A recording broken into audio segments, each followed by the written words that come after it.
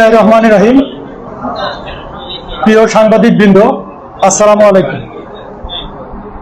গতকাল 20 ডিসেম্বর 2025 রাত আনুমানিক 9:40 ঘটিকায় চট্টগ্রাম মহানগরীর চাঁদগাঁও থানাধীন ফিনলে সাউথ সিটি সেন্টারের সামনে অভিযান চালিয়ে চট্টগ্রামের শীর্ষ সন্ত্রাসী ও মাদক সম্রাট চট্টগ্রামের চাঁদগাঁও সহ অন্যান্য থানার হত্যা চেষ্টা, ছিনতাই, মাদক সহ 42টি মামলার আসামি শহীদুল ইসলাম প্রকাশ বুশা তাকে গ্রেফতার করে র্যাব 7 চট্টগ্রামের একটি আভিযানিক দল। গ্রেফতারকালে তার কাছ থেকে একটি বিদেশি পিস্তল, 9 রাউন্ড গুলি সহ একটি ম্যাগাজিন উদ্ধার করা হয়। আপনারা ইতিমধ্যেই অবগত আছেন যে গত 9 জুলাই 2025 তারিখে চট্টগ্রাম মহানগরীর চাঁদগাঁও থানাধীন খতিবের হাট এলাকায় অবৈধ আধিপত্য বিস্তারকে কেন্দ্র করে দুটি সন্ত্রাসী গ্রুপের মধ্যে প্রকাশ্যে গোলাগুলির ঘটনা ঘটে। এই দুটি গ্রুপ হচ্ছে একটি বুশা বাহিনী আর একটি টেম্পু বাহিনী। টেম্পু বাহিনীর লিডার হচ্ছে ইসমাইল হোসেন টেম্পু, যে বর্তমানে বাংলাদেশ সেনাবাহিনী কর্তৃক গ্রেপ্তার হয়ে জেল হাজতে আছে। উক্ত গোলাগুলির ঘটনায় র্যাব 7 চট্টগ্রাম ও চট্টগ্রাম মেট্রোপলিটন পুলিশ যৌথ অভিযান পরিচালনা করে বিপুল পরিমাণ আগ্নেয়াস্ত্র, গোলাবারুদ, দেশীয় অস্ত্র, বিভিন্ন থানা থেকে লুট হওয়া অস্ত্র সহ 11 জনকে গ্রেপ্তার করতে সমর্থ হয়। এ সময় ঘটনাস্থল থেকে শহীদুল ইসলাম প্রকাশ বুশা কৌশলে পালিয়ে যায়। র্যাব 7 চট্টগ্রাম উক্ত গোলাগুলির ঘটনার রহস্য উদ্ঘাটন ও জড়িতদের আইনের আওতায় নিয়ে আসতে গোয়েন্দা নজরদারি ও ছায়া তদন্ত শুরু করে। নজরদারির এক পর্যায়ে র্যাবে বিদ্যমান তথ্য প্রযুক্তির মাধ্যমে আমরা জানতে পারি যে বুশা চাঁদগাঁওয়ে অবস্থিত ফিনলে সাউথ সিটি শপিং সেন্টারে মোটরসাইকেল যোগে আগমন করছে। তারই প্রেক্ষিতে র্যাব 7 এর একটি চৌকস আভিযানিক দল অভিযান পরিচালনা করে তাকে গ্রেফতার করতে সমর্থ হয়।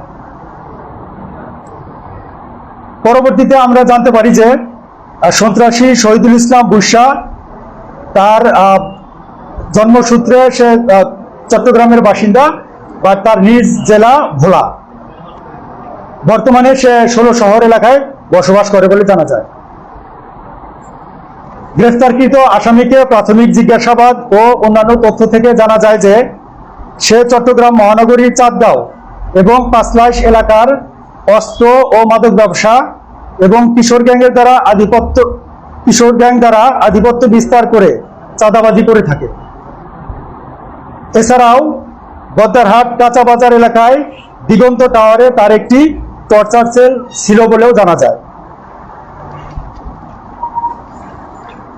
তার আধিপত্য বিস্তারকে কেন্দ্র করে তার যদি কেউ অবাধ্য হতো অথবা কেউ চাঁদা দিতে অস্বীকার করত, তাহলে তাকে উক্ত টর্চার সেলে গ্রেপ্তার করা হতো বলে জানা যায়। কিন্তু গত 21 জুলাই 2025 সালে যৌথ বাহিনীর একটি অভিযানের মাধ্যমে তার সেই টর্চার সেলটি ঘুরিয়ে দেওয়া হয়। গ্রেপ্তারকৃত আসামির পরবর্তী আইনানুগ ব্যবস্থা গ্রহণের জন্য প্রক্রিয়াধীন আছে। আমরা নিয়মিত অস্ত্র আইনে তার বিরুদ্ধে মামলা করে আমরা পরবর্তী পদক্ষেপ গ্রহণ করব। সবাইকে ধন্যবাদ।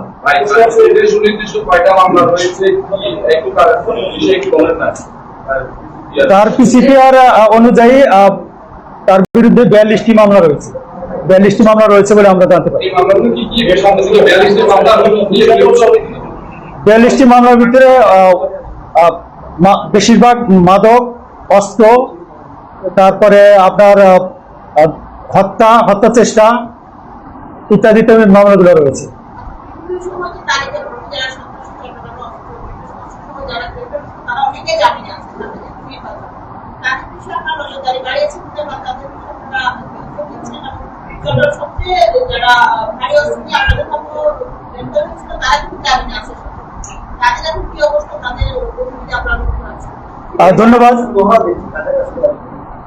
ধন্যবাদ আপনাকে। আমরা র্যাপিড অ্যাকশন ব্যাটালিয়ন তার প্রতিষ্ঠা লগ্ন থেকে অস্ত্র চোরাচালান, মাদক এবং হত্যা এই সমস্ত আসামিগুলোকে সর্বাধিক গুরুত্ব দিয়ে অভিযানগুলো পরিচালনা করে থাকে।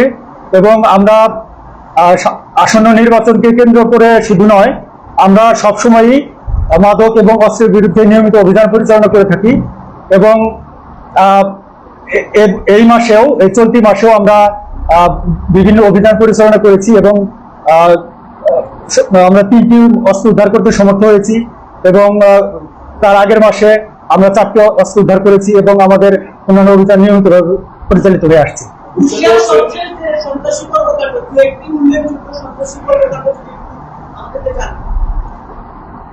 বুশরা আমরা প্রাথমিক জিজ্ঞাসাবাদ এবং তার সোশ্যাল মিডিয়া বা অন্যান্য তথ্য থেকে আমরা যেটা জানতে পেরেছি, তার এখানে